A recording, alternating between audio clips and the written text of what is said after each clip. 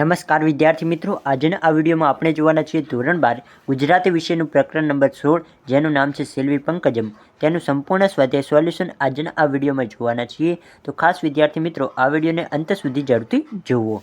તો ચાલો વિદ્યાર્થી મિત્રો, આજના આ વિડીયોની શરૂઆત કરીએ. તો કે નીચે આપેલા પ્રશ્નોના એક એક વાક્યમાં ઉત્તર લખો. તેમાં વિદ્યાર્થી મિત્રો સૌપ્રથમ પ્રશ્ન નંબર 1 આપવામાં આવે છે. ગાંધીગ્રામમાં પ્રવેશતા જ નાયકને શું પ્રશ્ન થયો? તો કે ગાંધીગ્રામમાં જેવા નાયક આવે છે તેમને કયો પ્રશ્ન થાય છે? તો તેમને પ્રશ્ન થાય છે કે મેં અહીં આવીને કોઈ મૂર્ખાઈ તો નથી કરીને, એવો લેખકને પ્રશ્ન થાય છે. આગળ વધીએ, પ્રશ્ન નંબર 2 છે કે અનાથ બાળકોની મુલાકાતથી નાયકને નાયિકા વિશે શો વિચાર આવ્યો? તો અનાથ બાળકોની મુલાકાતથી નાયકને નાયિકા વિશે વિચાર આવ્યો કે આને કેમ પરણાય, એ કોણ હશે, એની માં જરૂર પતિતા જ હશે, કેવો વંશવેલો હશે, વગેરે વગેરે નાયકના મનમાં વિચારો આવે છે. આગળ વાત કરીએ, પ્રશ્ન નંબર 2 છે.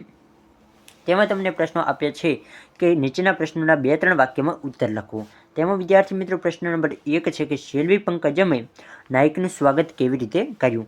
તો તેનો સંપૂર્ણ જવાબ તમને અહીં આપેલો છે, તે તમે લખી શકો છો. આગળ વાત કરીએ પ્રશ્ન નંબર 2, તો તેનો પણ પ્રશ્ન આપેલો છે અને જવાબ પણ આપેલો છે.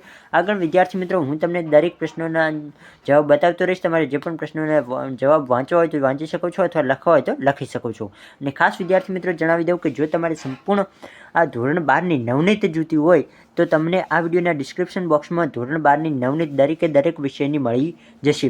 તમને આ વિડીયોના ડિસ્ક્રિપ્શન બોક્સમાં એક લિંક મળશે, તેના ઉપર તમારે સિમ્પલી ક્લિક કરવાનું છે.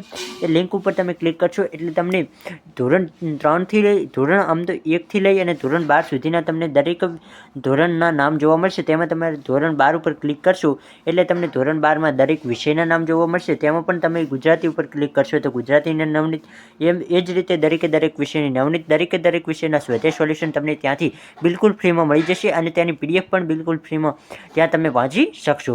તો વિદ્યાર્થી મિત્રો એ તમારે જોઈતી હોય તો તમે ત્યાંથી બિલકુલ ફ્રીમાં જોઈ શકો છો. અને આગળ વાત કરીએ વિદ્યાર્થી મિત્રો, તમે પ્રશ્નોનું સ્વાધ્યાય સોલ્યુશન પણ અહીંથી જો તમારે યુટ્યુબમાં જોઈને લખવું હોય તો યુટ્યુબમાં પણ જોઈને લખી શકો છો, અથવા તો આપણી વેબસાઇટ મેં તમને કીધું એ પ્રમાણે ડિસ્ક્રિપ્શનમાં લિંક આપેલી છે, ત્યાંથી તમે સંપૂર્ણ સ્વાધ્યાય સોલ્યુશન અથવા તમે કોઈ પણ IMP પ્રશ્નોની તૈયારી કરવી હોય કે કંઈ પણ તમને ત્યાંથી બિલકુલ ફ્રીમાં મળી જશે. તો આજનો આ વિડીયો પસંદ આવે તો વિડીયોને લાઈક કરો, આપણી YouTube ચેનલને સબસ્ક્રાઈબ કરો. ફરી મળીએ આવા જ કોઈક નવા વિડીયો સાથે. ત્યાં સુધી આવજો.